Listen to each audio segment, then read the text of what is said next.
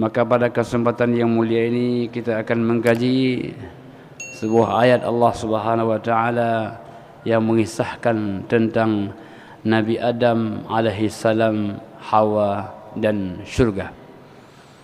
Hamba Allah yang dimuliakan oleh Allah Subhanahu wa taala, sebelum kita masuk dalam tema kajian ini adalah Hawa diciptakan dari rusuk Nabi Adam alaihi salam. Sebagaimana yang sudah dikisahkan ketika Hawa muncul di samping Nabi Adam, maka malaikat bertanya, "Man hiya?" Ini siapa? Maka Nabi Adam menjawab, "Mar'atun." Jadi bahasa Arab kalau imru'un itu laki-laki. Ya, kalau perempuan tambah tun saja, mar'atun.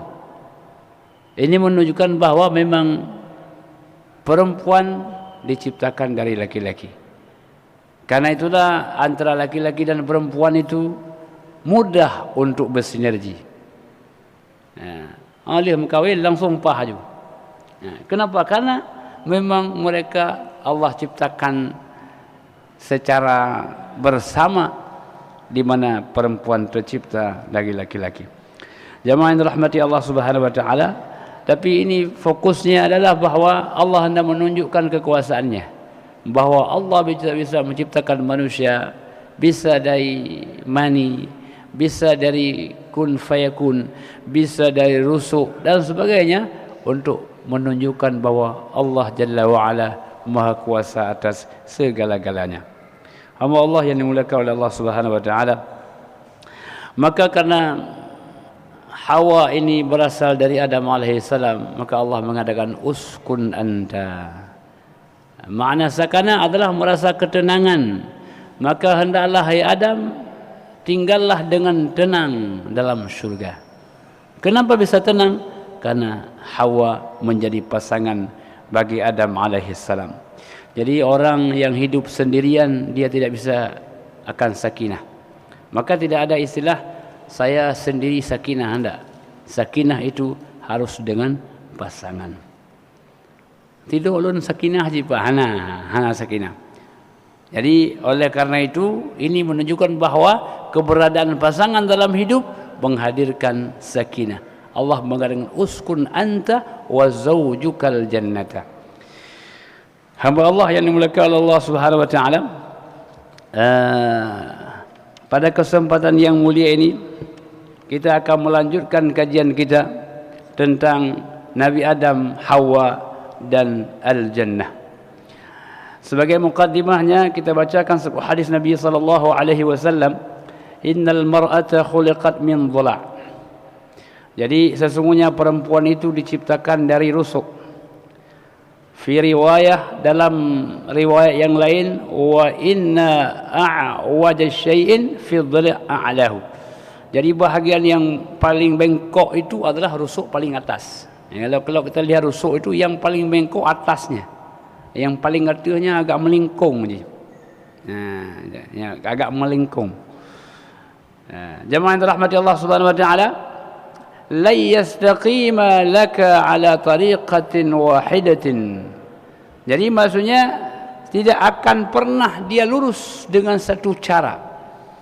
Maka kalau komunikasi dengan perempuan harus banyak cara.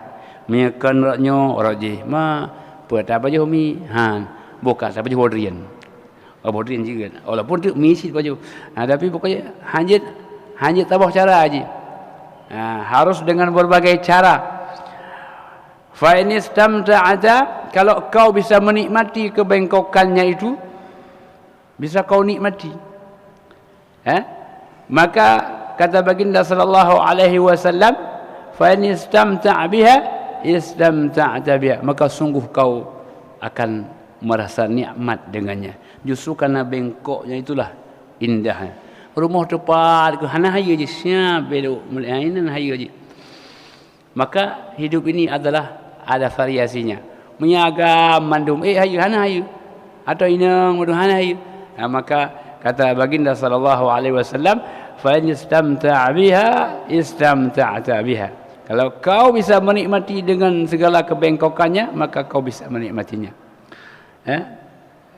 wa biha iwaj. Fa in dhahabta tuqimuha, kalau kau ingin meluruskan bengkok itu apa yang terjadi? Kasartaha, maka kau telah mematahkannya. Man tajak kakak ni ke? Tak tahu ke? Gua je. Tengok kacere je. Padahal gara-gara Pak Jawadi dia meno. Hang dia ya, kakak ya awak ni. Gua je. Tengok kacere. Jadi kalau kau luruskan, maka kau telah mematahkannya. Jadi oleh kerana itu, laki-laki yang baik, laki-laki yang tahu bagaimana berirama dengan yang bengkok. Jamaah rahmati Allah Subhanahu wa kasruha talaqwa, dan mematahkannya maknanya apa? Kau menceraikannya. Jadi kalau kita lihat orang-orang yang bercerai, itu tidak semua persoalan berat-berat. Ada yang ringan-ringan. Nah, masalah payuh bodrian. Nah, masalah belau AC. Nah, masalah belau lampu. Yang ringan-ringan. Duduk aku perayu. Jadi maka baginda sallallahu alaihi wasallam pada suatu hari di depan Zainab ini, jadi apa namanya, baginda sallallahu alaihi wasallam menyiapkan kurma untuk seseorang di antara ummahatul mukminin. Gecok isna pam ke tampo karo mendu. Gecok ke tampo pam karo mendu. Nah bengih Nabi, hana. Kata Nabi, ibumu sedang cemburu. Hana bengih Nabi, ibumu sedang cemburu. Maka pilih mak. Engkau ada kem dia.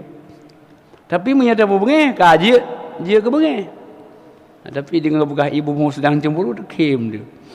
Jadi oleh karena itu, jemaah rahmatullah, agama kita mengajarkan bagaimana psikologi menghadapi seorang istri. Walaupun sudah bertahun-tahun kita tidak selamanya bisa kita nikmati. Banyak ketegangan yang terjadi. Hanapah kuah kamu hop tu. Hanapah kita gun buka mahop. Tapi mahop. Iya darah waktu 80. Jadi siapa yang rugi? Seorang rugo. Neurinang tanya rugo. Waktu meninggal kan kau lain nam telah lah. Jadi oleh karena itu jemaah rahmati Allah Subhanahu wa taala, inilah irama kehidupan. Nama irama kan dia naik turun. Jadi oleh karena itu orang yang bisa bermain irama, dia akan bisa menikmati hidup ini dengan baik. Jadi hamba Allah yang dimuliakan oleh Allah Subhanahu wa taala, inilah panduan baginda sallallahu alaihi wasallam. Kata beliau, wa in dhahabta tuqimuha, kalau kau ingin luruskan dia, kasartaha, maka kau telah patahkan dia. Wa kasruha, dan mematahkannya, talaquha, engkau mentalaknya. Maka betapa banyak orang yang cerai menyesal setelahnya. Banyak enggak? Nah, le orang mencerai menyesal. Le sampai duduk payah agak makawin, minta acara berjaya balik kemudian padahal kepua dak lagi. Andai kata beliau faham hadis-hadis ini, beliau tahan sebentar, maka akan nikmat hidup ini. Jadi jemaah yang dirahmati Allah Subhanahu wa taala, maka baginda sallallahu alaihi wasallam sabda sesuatu yang halal tapi sangat dimurkai oleh Allah Subhanahu wa taala adalah at-talaq. Sesuatu yang halal tapi dimurkai oleh Allah Subhanahu wa taala adalah at-talaq. Jadi talak itu adalah solusi yang paling terakhir. Jangan mudah sekali orang mengucapkan talak, karena sebenarnya ketika talak terucapkan bergetar arsy Allah Subhanahu wa taala. Bagaimana tidak, berkampung-kampung orang mengantarkan seseorang untuk nikah, dibarengi oleh walimah aulim walau bisyah, walaupun tidak ada kambing dicari lembu, tetapi ketika talak cukup berdua saja sudah bercerai-berai kehidupan keluarga. Jadi jemaah yang dirahmati Allah Subhanahu wa taala, maka dalam hal ini min hadzal bab istidlal al ulama ala al mirath al khuntha. Jadi ini sudah berpindah sedikit bahawa atas bab ini bahawa ulama memberikan sebuah pemahaman adanya pewarisan kepada khunsa yang muskil. Mana khunsa muskil ini? Tidak begitu nampak dia apakah laki-laki atau perempuan. Banduan beliau. Tapi enggak begitu nampak dia apakah laki-laki atau perempuan. Maka kata ulama, in tasawat fi alamatun nisa wal rijal min al-lihyah wal sad wal mabal bi naqsil a'dha. Jadi kalau umpamanya sama semua, janggut iganyana, tempat susu beliau ada, nempuana na puana ba urinang na bagian yang na boragam na bagian kiban cara ini oh my umpama sebab lengkap, satu paket lengkap, ini agam na ba sida urang kiban cara ya, maka keluar satu jalan solusi. Apa kalau solusinya? Fa inna qusat dhala'uhu an adla'il mar'ah wa'tiya nasib rajul. Kalau kelihatannya kurang satu rusuk, kurang lagi rusuk tidak, maka itu adalah diberikan warisan laki-laki. Ya, kurang rusuk. Yang lain lengkap. Apa yang ada pada laki-laki ada pada beliau. Apa yang ada pada perempuan ada pada beliau. Yang kurang apa? Rusuknya. Maka dia dapat warisan laki-laki. Kenapa demikian? Merujuk kepada hadis yang tadi. Hadis penuh. Itu jalan keluarnya. Andai kata rusuknya lengkap, semua lengkap, maka diberikan haknya hak perempuan. Inilah, maka ulama tetap bisa mencari jalan keluar walaupun semua alat sama, tetapi ada jalan keluarnya dengan melihat rusuknya. Hamba Allah jemaah yang dirahmati Allah Subhanahu wa taala.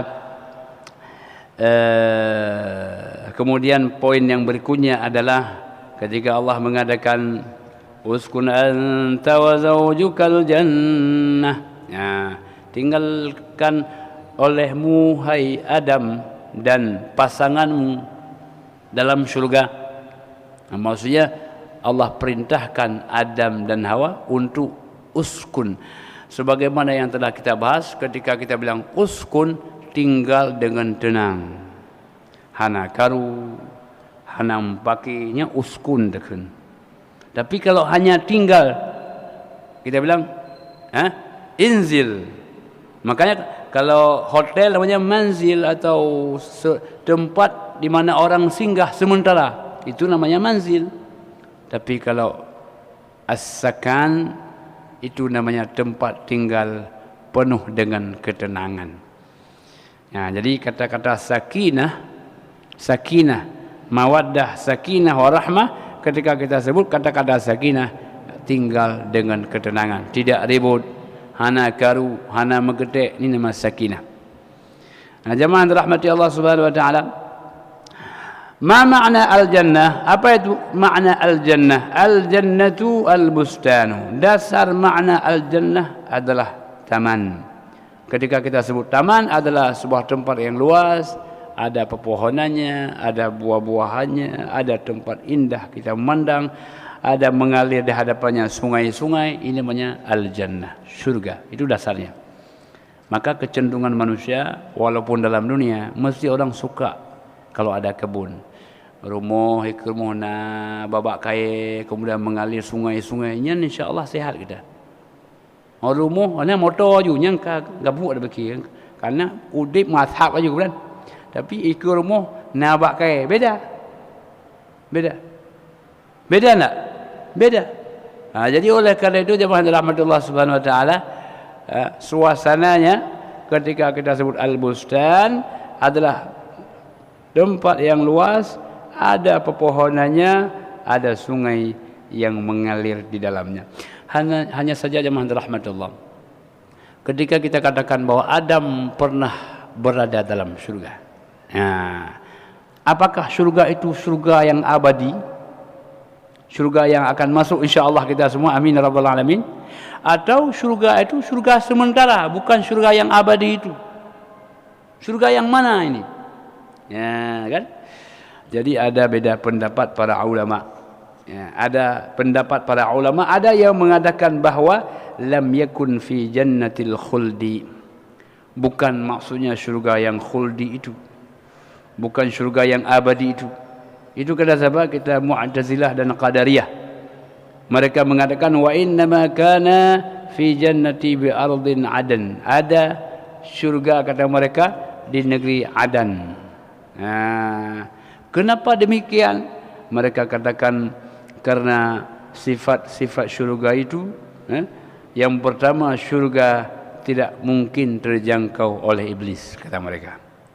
Yang kedua, la laghwa fiha wa la ta'thim. Sana tidak ada gurau, tidak ada perbuatan salah. Tidak mungkin orang berbuat salah dalam syurga. Kata mereka yang ketiga, la yasma'una fiha laghwa wa la kadzdzaba. Dalam syurga tidak akan terdengar kata-kata yang lagha, kata-kata yang sia-sia. Sana tidak ada kata-kata yang mengandung kebohongan. Ini kata mereka, dalam syurga tidak akan ada hal-hal yang seperti itu. La yasma'una fiha laghaw wa la ta'ziman illa qilan salaman salama. Mereka kutip surah Al-Waqi'ah. Dalam syurga hanyalah kita mendengar salaman salama, selamat. Selamat, selamat. Begitu ya. Enggak ada kata-kata yang tidak menyenangkan. Kemudian juga mereka mengadakan wa ma hum minha bimukhrajin. Ketika masuk dalam syurga tidak akan ada lagi keluar di dalam. Sekali masuk ke dalamnya abadi selama-lamanya. Kata mereka. Kalau demikian halnya, ya, mereka bilang Adam masuk dan Adam keluar. Kalau begitu, bukanlah syurga yang abadi. Ini kata pendapat Qadariyah dan Al-Mu'tazilah. Jamaah rahmati Allah Subhanahu wa taala. Namun sebahagian yang lain mengatakan syurga di mana Adam masuk ke dalamnya adalah Jannatul Khuldi, syurga yang abadi. Kenapa demikian? Karena Allah menggunakan alif lam ta'rif, menunjukkan syurga yang itu, syurga yang abadi, syurga yang akan kita masuk ke dalamnya insya-Allah.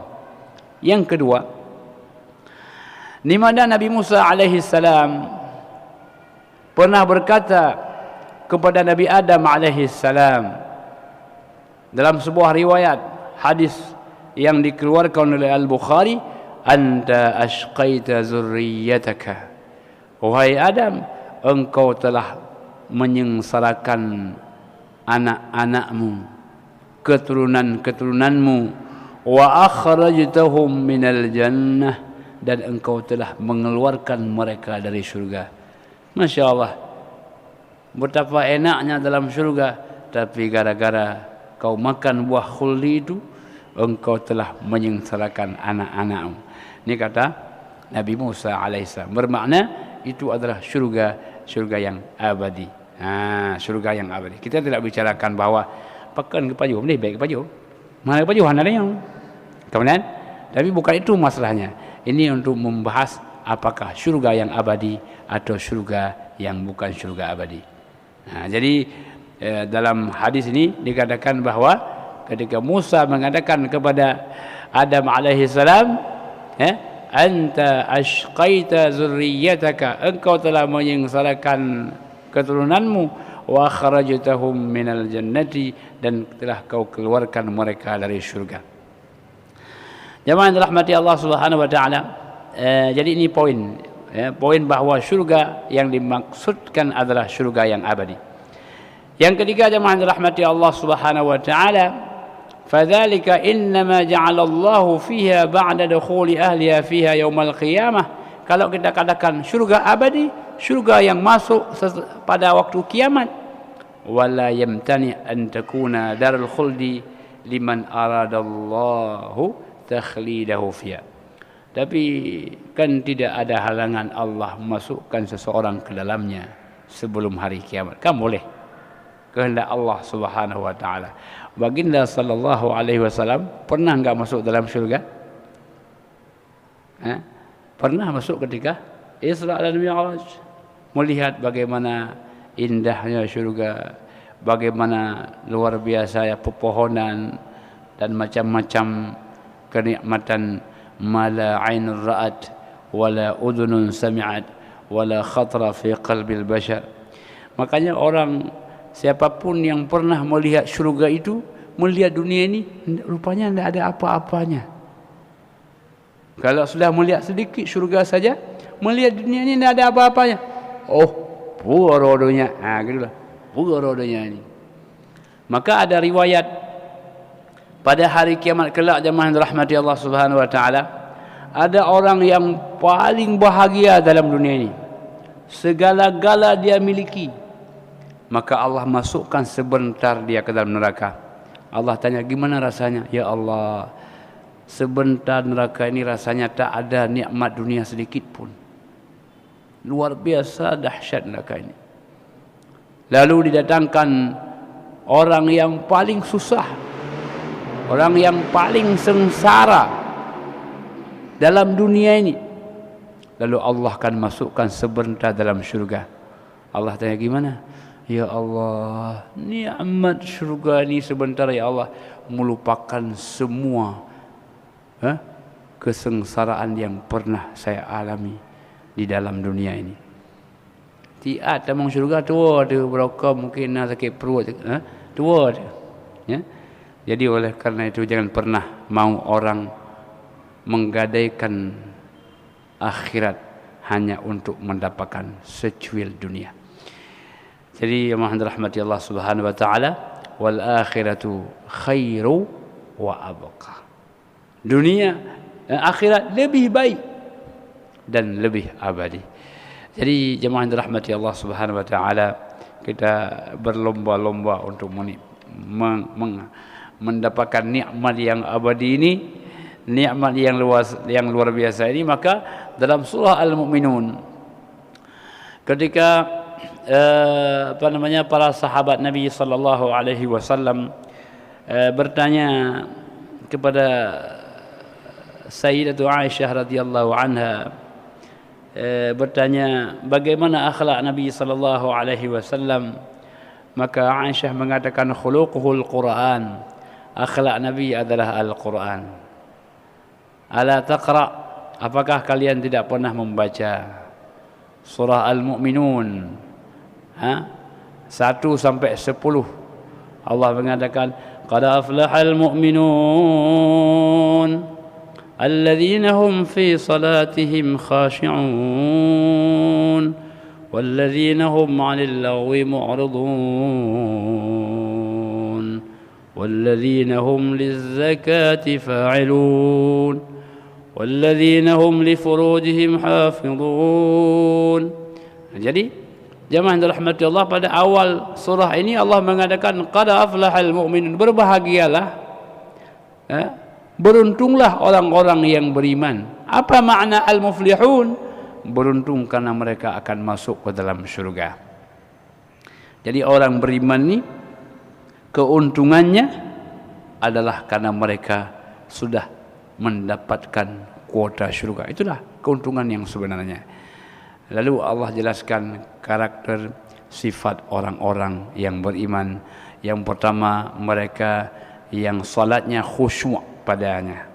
Orang-orang yang tidak lalai dalam hidupnya. Orang beriman tidak lalai, waktunya begitu bermakna. Tidak ada waktu yang lara. Candanya pun adalah ibadah, tawanya ibadah, senyumnya ibadah. Tidak ada tawa yang menyakitkan orang, tidak ada senyum yang menyengsarakan orang. Idkhalus surur fi qulubil mu'minin, dia bisa menyenangkan orang yang lain yang sedang susah. Ketemu dia laksana sebuah kebahagiaan. Waktu yang menempuk cakap senang kau. Walaupun dia hanapeng, pula punya hanapeng lebih senang lah. Dum hanapeng orang senang ketemu kita.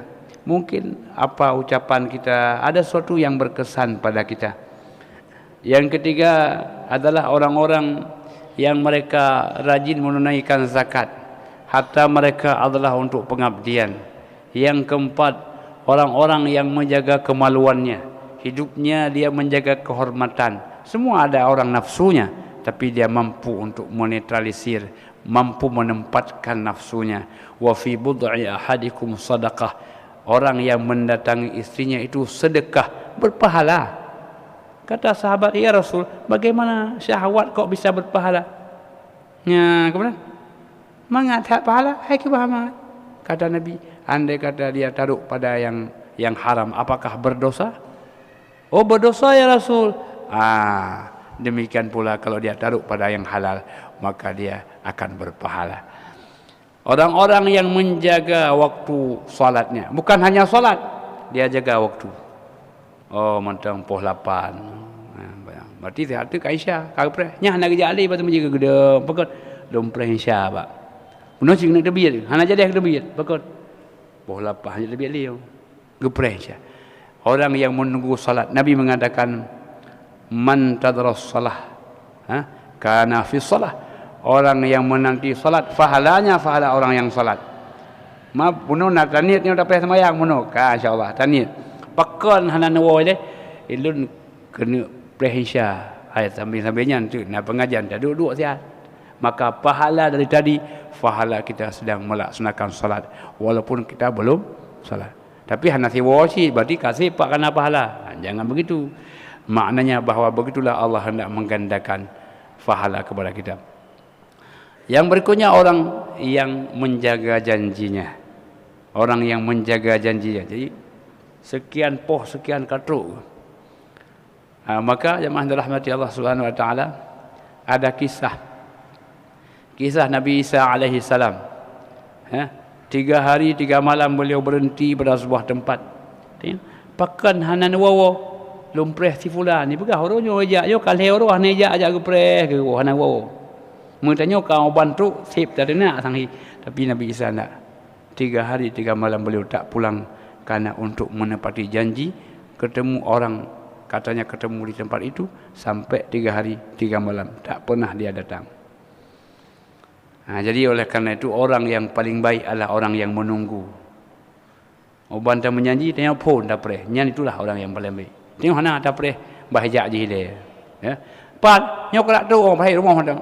Nyok on the way dah buka. Padahal di rumah dah. Maka belum apa-apa sudah berbohong. Sudah berdosa. Nyok ci beo dekat tu. Padahal belum dah mana. Jadi inilah jemaah rahmati Allah. Orang yang menjaga janji, orang yang menepatinya, Allah jadikan dia orang-orang yang muflihun. Hamba Allah yang dimuliakan oleh Allah Subhanahu wa taala. Jadi oleh karena itu kata beliau bahawa ala anna al malaikata yadkhuluna al jannah ala ahli jannah wa yakhrujuna minha. Syurga yang abadi itu boleh keluar masuk. Jadi malaikat masuk dan keluar lagi. Tidak ada halangan keluar masuk dalam syurga yang abadi. Karena malaikat pun keluar masuk dalam syurga. Jadi jemaah rahmatullah, ya tidak betul alasan yang disampaikan tadi bahwa kalau syurga yang abadi tidak boleh orang masuk ke dalamnya lalu keluar lagi. Waqad dakhala an-nabiy sallallahu alaihi wasallam lailatul Isra. Baginda sallallahu alaihi wasallam pernah masuk ke dalam syurga pada malam al-Isra. Summa akhraja minha, lalu Nabi keluar daripada syurga itu. Wa akhbara bima fiha, lalu Nabi menceritakan bagaimana kenikmatan dalam syurga. Wa annaha jannatul khuldi, syurga yang dimaksud adalah syurga yang abadi itu. Syurga kan abadi hanalah hebat cerita itu. Justru hebat cerita itu karena baginda sallallahu alaihi wasallam menceritakan bagaimana nikmat syurga yang abadi itu, mala ainur ra'at wala udhunun sami'at wala khatara fi qalbil bashar. Nikmat yang tak pernah terlihat oleh mata, nikmat yang tak pernah terdengar oleh telinga, dan nikmat yang tak pernah terdetik dalam hati manusia. Inilah nikmat yang abadi. Maka jemaah rahmatullah, syurga ini membuat orang penasaran.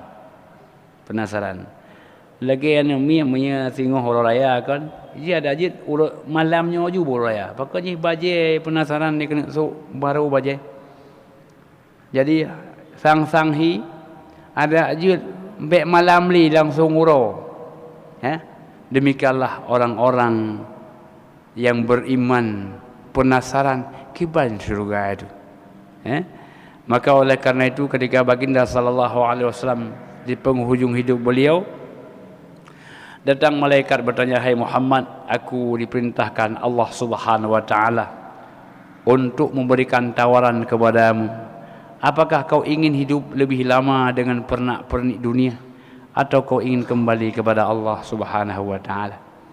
Nabi mengatakan, bahkan aku ingin kembali kepada Allah. Kerinduan Nabi sallallahu alaihi wasallam. Jadi jemaah yang dirahmati Allah Subhanahu wa taala, nikmat yang tak pernah terbayangkan. Semua yang kita lihat itu bukan syurga. Semua yang kita nikmati bukan syurga. Semua makanan yang kita makan bukan nikmat syurga. Cuma Allah mendekatkan pemahaman kita. Maka Allah mengatakan, وَبَشِّرِ الَّذِينَ آمَنُوا وَعَمِلُوا الصَّالِحَاتِ أَنَّ لَهُمْ جَنَّاتٍ تَجْرِي مِنْ تَحْتِهَا الْأَنْهَارُ كُلَّمَا رُزِقُوا مِنْهَا مِنْ ثَمَرَةٍ رِزْقًا قَالُوا هَذَا الَّذِي رُزِقْنَا مِنْ قَبْلُ وَأُتُوا بِهِ مُتَشَابِهًا وَلَهُمْ فِيهَا أَزْوَاجٌ مُطَهَّرَةٌ وَهُمْ فِيهَا خَالِدُونَ. Jadi Allah mengatakan, berikan kabar gembira kepada orang-orang yang beriman dan beramal saleh, bahwa Allah telah siapkan bagi mereka syurga yang di bawahnya mengalir sungai-sungai. Syurga kebun yang di bawahnya mengalir sungai-sungai. Jadi mengalir sungai-sungai. Kemudian jemaah yang dirahmati Allah Subhanahu wa taala, setiap kali mereka dihidangkan buah-buahan. Jadi makanan istimewa syurga itu di antaranya buah-buahan. Makanya kalau kita makan buah itu banyak sehatnya, banyak nikmatnya, kan beda. Cuma buah-buahan tu biasa lebih mahal. Maka pancipah untuk kita baju dalam syurga. Mahai dah belah ini kak dalam syurga. Hai buah meria ini kata kilo apa tu buah meria. Jadi maka oleh karena itu jemaah yang dirahmati Allah, jadi makanan ni buah-buahan termasuk makanan istimewa. Jadi ketika dalam syurga ini mereka bilang, ini kayak makanan yang pernah kita makan di Ulai Karing ni, buah-buahan apel ni kok sama warnanya ya? Lalu dikatakan tidak sama, bahwa makanan apel yang kau makan hari ini, sekali kau makan lain rasanya, makan lagi nanti lain lagi rasanya, 10 kali kau makan 10 kali beda rasanya, kalau 1000 kali kau makan 1000 kali beda rasanya. Mamanya apel di Ulai Karing lo bagi ada tirtuh gua kan lagi secit rasanya. Jadi Masya Allah, Allah ingin berikan keistimewaan kepada kita. Ingin berikan istimewa kepada kita. Buah yang sama, rasanya beda-beda. Kita kadang buahnya beda, rasanya kok sama kan? Buah beda, tapi kok rasa kasabani. Ya, itu dunia, tapi akhirat akan beda. Akhirat tampil beda. Jemaah yang dirahmati Allah Subhanahu wa taala. Ya, jadi Allah gambarkan tabsyir, berikan kabar gembira kepada kita agar orang falyatanafasil mutanafisun, mereka terus berlomba-lomba untuk mendapatkan nikmat syurga. Maka jemaah dirahmati Allah, ketika orang masuk dalam syurga itu, mereka pertama sekali apa? Menyesal. Kenapa menyesal? Oh, malun tuam deh ijih mulum bintang limong. Tapi yang kelu tak lalewai. Lu tak ada lu ibadat wajib sunnah ham nampak ibadat, sibuk dengan hal-hal yang lain. Jadi maka orang-orang yang masuk syurga pun pada hari itu mereka akan menyesal karena ingin syurga yang lebih tinggi. Apalagi mereka yang masuk neraka, jangan dapat ada yang dia. Damang syurga menyesal. Pakon karena ruh ji konyo lunjih je. Lagi para al-anbiya ingin berlomba-lomba. Maka jemaah rahmatullah, kalau para sahabat hampir tak ada waktu yang terlalaikan. Tadi subuh kita sampaikan, Imam Nawawi itu la yudayyuha waqtan, tidak pernah waktu tersia-siakan. Lailan au naharan, siang dan malam. Waktu berjalan beliau menapak kaki, itu beliau menghafal pelajaran, menghafal Quran, menghafal hadis. Tak ada waktu yang tersia-siakan. Apalagi gabung dengan riba, dengan fitnah, nyahan sagai, dum sia-sia saja nak. Begitulah orang-orang yang tahu bagaimana nikmat akhirat itu. Kenapa demikian jemaah rahmatullah? Karena ternyata kita ini tanpa terasa tidak lama lagi hidup ini. Kerana trip dia dah kali-kali. Yang umur 50 tahun tinggal 30 tahun tu 60 tahun. Yang 60 juga habis sebenarnya. Kan? Tak lama lagi rupanya. Hanya manusia saja merasa lama. Padahal rasa-rasanya malam Rabu kemarin kita udah di sini, ini udah Rabu lagi kan begitu. Tanpa terasa waktu berputar. Maka Allah bersumpah dengan waktu. Wal asri, wal duha, wal laili, wal nahari. Semua sumpah dengan waktu. Untuk mengatakan waktu ini tak terasa. Terasa. Tapi kecuali umur sakit yang terasa. Umur trip tak. Kalau lagi sehat ni enggak terasa. Jadi oleh karena itu jemaah dirahmati Allah, yang paling penting hidup kita ini adalah menyadari bahwa kita tidak akan lama.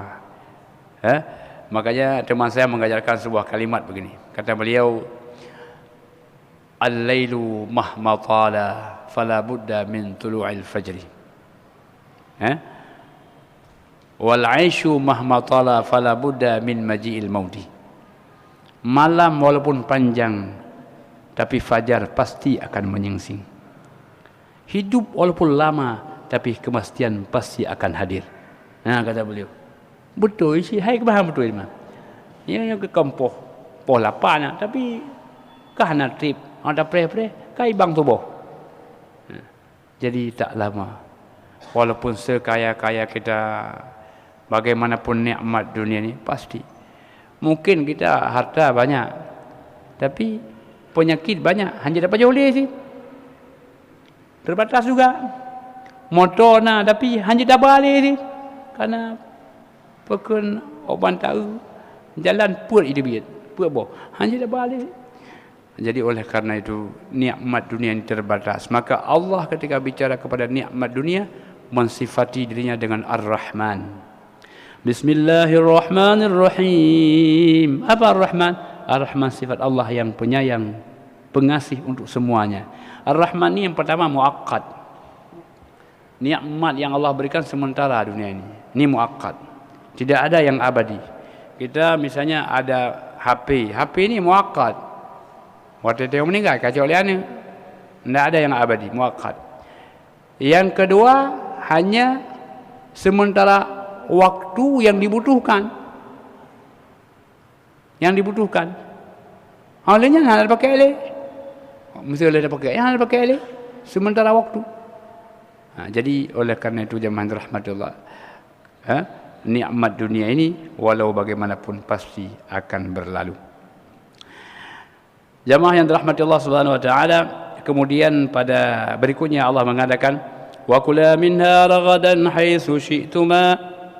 Wa kula ini dhamir kepada dua orang, wa kula wahai Adam dan Hawa, makanlah kalian berdua dari syurga ini ragadan wasi'an, luas, tidak ada batas.